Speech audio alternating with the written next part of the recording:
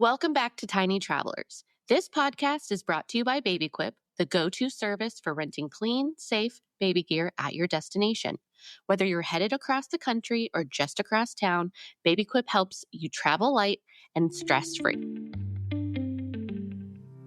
Welcome to Tiny Travelers, brought to you by BabyQuip, the family travel podcast where we make traveling with little ones easier, smarter, and more fun. I'm Sarah, a travel-loving mom who knows the joys and chaos of exploring with little ones. Each week, we dive into parent-tested strategies, travel hacks, and honest advice on what really works with kids. So buckle up, grab your travel planner, and let's make your next family adventure unforgettable. Pack light, travel happy. Today, we're joined by John De Goey, a certified financial planner and portfolio manager who's helped countless families plan smarter and spend with purpose. He's here to share practical tips on how to budget for travel, avoid common spending traps, and make family vacations more doable without the guilt or the debt. John, welcome to Tiny Travelers. We're so excited to dive in. And when I found out you were a financial planner, I was like, oh yes, I've got some questions for you. Okay, Sarah, bring them on. I'm happy to be here. Okay, first off, do you travel a lot? And when you do you have a go-to travel snack? I travel a moderate amount. I would say that I travel out of the city on a plane about once a quarter. Okay. So that's a fair bit, I think. I do not have a snack that I use on a regular basis. I was in British Columbia, Canada last week. I was in Peru a month and a half ago. I was in Curacao in February and March. And I don't really have a snack that I have as a go-to. My wife usually does most of the packing, and I eat whatever she brings along, and I hope that she brings something good, and I usually like it. So obviously, if you're hungry, you'll eat anything. Awesome. Well, we'll have to have your wife on here, and she can tell us what she packs for snacks. Okay, so you've worked with tons of families over the years. What's the biggest financial mistake you see when it comes to planning for vacations? Well, and this is not just so the answer, while true, is equally true for planning for retirement or planning for their kids' education or anything that you have to plan for. The best advice is start early. And I think a lot of people they put it off either because they don't like it or they find it. They either don't like the process of saving or budgeting, or they think for whatever reason they can't afford it and they don't want to sacrifice their lifestyle in the medium term, even if they are motivated by a great vacation in 3 months or 6 months or whatever. And as a result of that, there's the old saying is that people don't plan to fail; they just fail to plan.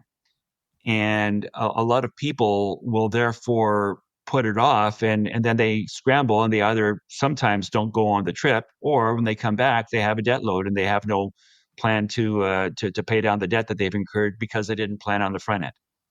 Yes. And I think, honestly, sometimes when I think about like budgeting and planning, honestly, for like retirement and kids' college, it sounds so scary, especially putting aside money that you're using for your family now. So you have to start early. And I think that goes with basically anything for a vacation. You have to start planning early with kids because kids are, all over the place. They're up and down. You never can expect, or you never know what to expect with kids. And so that's probably the same with financial planning. You just have to do it and set aside the money that you maybe weren't expecting to set aside, but you have to start early. And you have to be realistic. If you're going somewhere for the first time, you might want to speak to someone who's already gone. Hey, what else should I expect? Maybe the car rental costs more in this jurisdiction. Maybe there will be different, fees associated with the hotel. If you're going to an all-inclusive, it's pretty simple. Mm-hmm. But if you're traveling a la carte, and especially if you're traveling a la carte with children, you just need to be careful to make sure that the old carpenter's rule is measure twice, cut once. And so, just make sure you understand what you're getting into before you get into it. Otherwise, you'll have the problem that I mentioned a moment ago, which is you basically oftentimes incur more expenses than you budgeted for simply because you didn't do your homework on the front end and got surprised. And then you're there, you have to pull out the credit card and pay for things that you didn't expect because you didn't know about it in the beginning. So I'm not saying they're necessarily unexpected. Well, they're unexpected expenses sometimes. Sometimes they're incurred as an emergency or what have you, but sometimes they're incurred simply because you didn't do the spade work on the front end and you need to do that. And again, I fully admit I don't really like doing that when I travel. I've got a great spouse who enjoys doing it, and so I just say, here, you do it, and I offload it. But I wouldn't recommend that for other people unless you've got someone that you travel with that you can rely on. I'm very fortunate. Right. And kids are usually not very reliable, and they're not going No, to save for you. no, they are not. They're going to want to spend your money when they get there. So you have to plan ahead. That's very good advice. A lot of parents feel, conflicted about spending money on travel. So how do you help them balance having meaningful experiences while traveling, or even just traveling, with long-term financial responsibility? So if you want to see what people prioritize, follow the money. And if a client says, I would rather put aside an extra $2,000 for a vacation rather than $2,000 for my retirement, that's fine. It's their life. I can show them, what that will mean for when they turn 65. And then, a $2,000 cost in 2025 might actually be a $10,000 or $12,000 cost when you retire, when you think of the opportunity cost of how that $2,000 could have compounded between this year and the year that you would have retired. But that's a decision that everyone has to make. And it's not like I'm not here to say one is right or one is wrong. Um, you have to live your life. I travel and I encourage other people to do so. I think it's a great way to experience the world and to get a handle on things. But it's just a question of if it's going to cost $2,000, it's just to keep the example there. That might be, say, $500 a month for the next 4 months that you can set aside, and you can just put aside a separate fund, and you don't even have to give it to the advisor. You can just, put it into a separate account, however it is you keep score. And it's not important how you keep score either, as long as you actually do the work and put the money aside so that you have it when you need it. It's not the how is secondary. It's about the what. Mm-hmm. Okay. Interesting. For families planning their first big trip with little ones, where should they start financially? Well, can you give me a sense of what you mean by a big trip? Are we talking about like you could just be going to like a national park in an RV for a weekend? That can be a big trip for some people, but other people, it's 4 days in Disneyland Right. for I the guess whole it's all family in 4 days. relative. So, Right. So what are we talking about here? Because I don't want to give advice presuming that you mean one when in fact you mean the other. sure. So let's say a family with two little kids is traveling to Disney for 4 days. And that's a big expense. I mean, when you think about all the things that come into it. So where should they start? So presumably you're going to be booking your hotel and your flight and all those things months in advance so that you don't end up being left out. Uh, some of these passes, these parks, there's a limited number of spaces, and when the park is full, the park is full. And if you get there at 11 o'clock in the morning, it's entirely possible that it will be full. And I think some of the places you actually need to buy for the days in advance. I was actually in the Disney in California in Anaheim with my wife and daughter. I think 15 or so years ago, and it was on a national holiday, and we got there early enough, but there was a point where the park was actually full at I think 11 or 11:30, and like didn't matter how many people were lined up wanting to get in, they could not get in that day because the park was physically full. So those are the sorts of things that you need to know. The other thing that I would say though is that a lot of people think, oh, I've paid for my admission and the admission for the four of us, and even the admission for the four of us for the 4 days. Do you know how much food costs when you're in Disney? Like it's a lot. So It is. be prepared not just for the upfront cost of getting there and getting in, but also the ancillary costs that you will incur while you are there. And if you can find a way to pack a lunch and do things to save a few bucks here and there. I don't know exactly what the policies are with food and being brought into the park, but if you can find things that you can bring, like even a water bottle, just a whatever it is, like a half gallon of water that you can, or for that matter, 4 half gallons of water that everyone can drink while you're there. It's a heck of a lot cheaper than buying soda pop while you're there, and healthier too. And frankly, I think it also helps to teach the kids the idea of, money doesn't grow on trees, and you need to watch your P's and Q's. And if you can Mm-hmm. do that, I think there's actually a certain amount of, well, hey, we can go out for one more dinner, or we can do this if we just make this sacrifice there. So show people the trade-offs. And again, the idea here is this: the sooner you can get young people, depending on how young they are, but if you can get your children to understand that this is not free, that mom and dad are making sacrifices here, and that we can't. This is a special thing. We want it to go well. You talk it up. You get the kids excited, but you also get them hopefully excited with regard to their behavior. Look, it'd be great if we can get you to have a picture with Snow White, sweetheart, but maybe we can't do that. We'll try. We don't know if Snow White's going to be there, and then Mm-hmm. like they might even charge you to get the like whatever. But set expectations, and the better job you can do in setting expectations, the more likely it is that the experience will be a favorable one, because hopefully if you've set them reasonably, you can meet them, and people will not try to get you to do things that were not reasonable in the first place. Yeah, I think we talk a lot on this podcast about setting expectations for your Yeah. kids in a lot of different ways because, traveling is a new thing for them. They're going to a new place, they're seeing new things. Their routine is going to be different. Their spending money is different. Eating out is different. So just setting those expectations for your kids, I think, is really important in a lot of different ways. And something you said was very interesting, which is kind of don't just plan for, these big, like the trip, but go through your day and say, what am I going to need to spend money on here? What, breakfast, lunch, dinner? Are we going to need to buy bus ride tickets? Just walk through the day before you get there and think about what you're going to be spending money on and what you can maybe not spend money on instead, taking public transportation or bringing your own lunches, bringing your water, whatever the case is. So, you can kind of plan ahead, but then also plan your day, like think about what you're doing and where you can save that money and where you want to spend the money And instead. depending on the nature of the trip, things like taking public transportation. I live in a city that has a subway system, and when I have family in town, simply taking them on the subway is a new experience. And if you're a child, riding a subway for the first time is a big, big deal.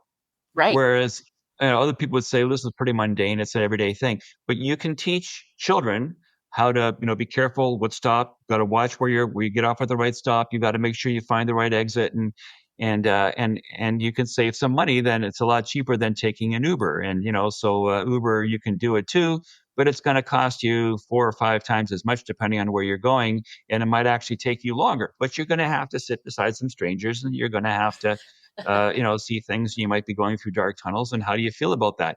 But it's a good way to get kids to think about the wider world and Mm-hmm. to learn. And I think if a lot of family vacations are supposed to be relaxing. But first off, if you're bringing your children, it may not be that relaxing for mom and dad. But then secondly, No, it's parenting in it's a different location. yeah, they're usually doing things just the two of them, right? But the other thing is that almost always part of the idea of the trip is also educational. So think of the trip as not just necessarily going into the museum or the gallery or the planetarium or whatever, but it's also just the idea of, well, what do you see along the way? What do you do along the way? Those are all that they're often packed with teachable moments. So Mm-hmm. take advantage of that. I love that. Yes, I love that. Um, do you recommend having a dedicated travel fund? And if so, what would be the best way for traveling parents to grow that fund? So for most people, I would not. I would say most people can pay, will pay for travel out of current cash flow. And but what I said 5 or 10 minutes ago does hold. If it's a big vacation and it requires more than just ordinary saving, then yes, that's when you do it. And I'm going to go back to what I said a few moments ago, Sarah. It's not about how. Some people like to have spreadsheets, and some people like to, you know what? Fine, whatever floats your boat. The important thing is that you do it, that you Mm-hmm. be aware of the fact that you are actually, this is a bigger trip than other things. It's a small trip. You just pay it out of current cash flow. It's a big trip. Okay, we need to set money aside. We need to budget. How you do it, how long you do it, whether it's for 4 months or 12 months or whatever, just do it so that it's not so um, overwhelming when the time comes. Right. Right. Just get in there and start saving. Um, are there any budgeting tools or systems that you've seen work well for families, maybe that have traveling expenses or trying to keep track of expenses? Sarah, you're going to hate this. The answer is no. Most people, Okay, podcast most over. people, No, I'm just kidding. yeah. Uh, I personally, like a lot of financial planners and a lot of financial advisors and a lot of people who work with accountants will say you should actually have a budget. You should keep track of things for 3 months and so on and so forth. My experience is that virtually no one does it. Mm-hmm. And it's like pulling teeth if you get them to do it, and people will resent you making them do it if they do it. So the easiest thing to do is in investing, the phrase is called pay yourself first. So when you get paid, whether you get paid weekly or biweekly or semi-monthly or monthly or however you get paid, every time when you get paid, the first thing you do is you take whatever amount of money that you've dedicated towards saving and you put it aside somewhere else so that you can't spend it on takeout. You can't spend it on whatever else. Obviously, you've got your rent or your mortgage or whatever you have. You've got your groceries. You've got those things that are non-negotiable. But most people have some amount of discretionary spending. And what you should do is you should take a reasonable portion of your discretionary spending the moment you receive the money as a pay and put it somewhere else where you cannot get at it and you don't touch it until you go on the trip. Got it. Okay. I'm trying to think where I would put that. I don't know. Maybe I'd have to bury it under the ground. Right. And I mean, some people would actually open a second bank account and just have it as or what have you. But again, for me, it's not how you keep score. It's just doing what needs to be done. And so on the one hand, it's simple, but not easy. It's easy to understand, but not necessarily easy to do. Got it. That's true. This is something that I definitely struggle with. What's your take on using travel points or reward cards or loyalty programs? And can they actually help or do they complicate things? Oh no, they absolutely help. If you can get something for nothing, like if you get there are certain credit cards that will give you like a 2% cash back or air miles or what have you. If you can get loyalty points and programs, especially if you're already shopping at said institution, whatever store it is, you're already going there. If you can get something for nothing as a means of loyalty, and presumably it's going to be a store that you have some affinity toward and does you some good, by all means do it. It's not gonna, I mean, I wouldn't, don't try to, don't spend like it's one of those things where people say, it's 50% off. I got this dress that I didn't need for $50 instead of $100. I couldn't. Have you been It's following almost me paying me. shopping? I saved $50 by buying the dress. Well, no, you spent $50 in buying the dress, especially if you didn't need it. So don't let the tail wag the dog. Don't let the 2 or 3% of a loyalty program get you to spend more money and then justify it after the fact of saying, well, I'm getting loyalty points. Well, no, no, no, no, no. The whole idea is you Shouldn't should have be been spending saving. that money in the first place. Yeah, exactly. So job one is to save. So instead of buying something for $100 that gives you 2% loyalty, which is $2, just see if you can split the difference. Put $20 into the fund and you've got 10 times more money saved for the trip, and you're actually $80 further ahead net because you didn't spend $100 on something you didn't need in the first place. All right, fine. I'll put the cards down. Um, for parents who want to travel regularly, maybe yearly or quarterly, every summer, or whatever the case is, what financial habits do you recommend to make it sustainable for them? You should probably have a meaningful conversation between the parents. Oftentimes, one person will be more inclined to spend money than the other, and I'm not here to take sides, and I'm not here to be a stick in the mud to say one is better than the other. But for the marriage to work, you need to be clear and transparent about, okay, we agreed we're going to set this much money aside, and then maybe you can even say, and we agreed that we can spend an extra $400 or $500 in discretionary spending when we're at said destination, because we got to do whatever we have to do, but we're gonna cover 80 or 90% of the costs saved for in advance, but then we're going to have to pay for the balance out of cash flow. Those are the sorts of things that it sounds really basic, it sounds really simple, but a lot of couples, they're on tenterhooks. They want to get along, but by not talking about things that are moderately difficult at the front end, they end up being surprised down the road, and then the conversation becomes 2 or 3 times more full of dynamite, like just like more things that could go wrong because you didn't talk about it on the front end. So being transparent and being clear on what it is you want, and hopefully putting some price tags beside those things will help you to plan and be ready so that there are no surprises. And hopefully that makes, I got to tell you, vacations can be either the most relaxing or the most stressful things in your day. I know I've heard lots of people say they need a vacation from their vacation because when they get back, they're more stressed out. So the more you can do on the front end to take those stresses away, the better it is, I think, for the vacation itself, but also for your relationship with your partner I think in that's general. true. And John, I was thinking when you were talking about like just having those difficult conversations before they kind of turn into like powder kegs or whatever, that's probably true about a lot of different things and not just planning for vacation. So, John, did you know that you were going to be giving marriage advice today? No, I did not know that. thanks, Well, thanks for the add heads up, sir. add marriage counselor to your degrees Yeah. because here John's given great advice today. What are some common budget busters that you see, like spending habits or whatever that derail a trip's finances without maybe even realizing it? I would say once again, I'm going to go back to what I said a moment ago. If you have something come up that was unexpected because we get the discount at Disney, but we only get day 4 for half off if we buy the first 3 or whatever, or we get one person gets a free pass after.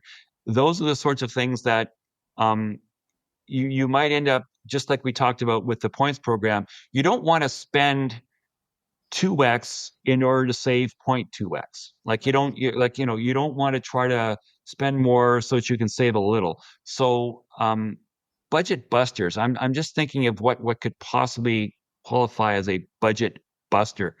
Probably Um, your kids, honestly. yeah, and I guess at that point, and that's where you need to be if you're traveling with your children.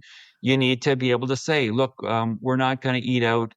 Most children just like to eat at fast food places. So it's not usually going to be on the food side, but it's going to be on these other things. Well, it might be on the food side if you're in a theme park, but if you're just vacationing somewhere and you just want to get a bite to eat, most of the time you can just get a pizza or something, and the kids are not going to give you a hard time about it. In fact, they'll thank you for it. So you can save money that way. But I think I don't know that I can think of an example off the top of my head other than to say it's the unexpected things, which is actually maybe why I can't come up with an example, because it's always the stuff that you never thought of that bites you in the bum down the road, because, well, by definition, you can't plan for something that you didn't contemplate. So in finance, there's this phrase called a pre-mortem. which is, when you watch on TV where they have the coroner come in and do a post-mortem and why did Dr. Jones die and who did it and why and how, and you try to figure out, these forensic things. A pre-mortem is sort of exactly what it sounds like. Before something goes wrong, you stop and you have a purposeful discussion about what could go wrong. And you think about, okay, well, what happens if our credit card is declined? Do we have a second credit card? What happens if what happens if whatever happens? And then if you have a discussion with the person you're traveling with about what could go wrong, you frequently do a better job of being ready to mitigate that if it happens. And hopefully you will prevent it from happening in the first place. But even if it does happen, you've got a backup plan, you're ready for it. But if you don't think about it, you don't talk about it, you're not as likely to be ready. Yeah, I agree. And that just goes back to kind of like walking through your day, walking through the trip, walking through your regular life. What do I spend money on my regular life? Am I going to be doing that somewhere else? Is it going to be more expensive? Just kind of walking through your day and your vacation and making sure that you have most things covered. Obviously, there's going to be unexpected things, or there's going to be, something in your destination that you're like, oh my gosh, we have to go do that. That's going to be X amount of dollars more. But just having kind of that, safety net or safety plan. So I'll give you another example of something that might work. This is just something that I thought of while we were chatting here. If you are going to a spa, you've got a spa day as part of your vacation. Again, this may or may not be with kids, but maybe you're visiting grandma out of town and grandma's got the kids for the day and you've got some time to do something. That sounds nice. One of the things that you might want to do is to say, you know what, how about if I suspend my membership at the yoga studio or at the gym for a month or whatever, and take that money and apply it toward my spa day, because I can do yoga at home, or I can go for a run or whatever else, and I can use some free weights at home and do those sorts of things on my own, and take the money that I otherwise would have spent on my self-care and put that toward my spa day self-care, so that your total expenditure on that bucket, that item on your line items of your expenses over the course of your year, is unchanged, but it's been repurposed. And you're getting to the same place in terms of dollars, but you're doing different things and spending those dollars differently. And if in fact that's your priority, it's always follow the money. If the spa day is that important to you, then prove it. Put money aside from the spa day and then take money out of somewhere else in order to allocate that money, so that you still have money left over at the end of the month because you didn't overexpend. I love that. Okay.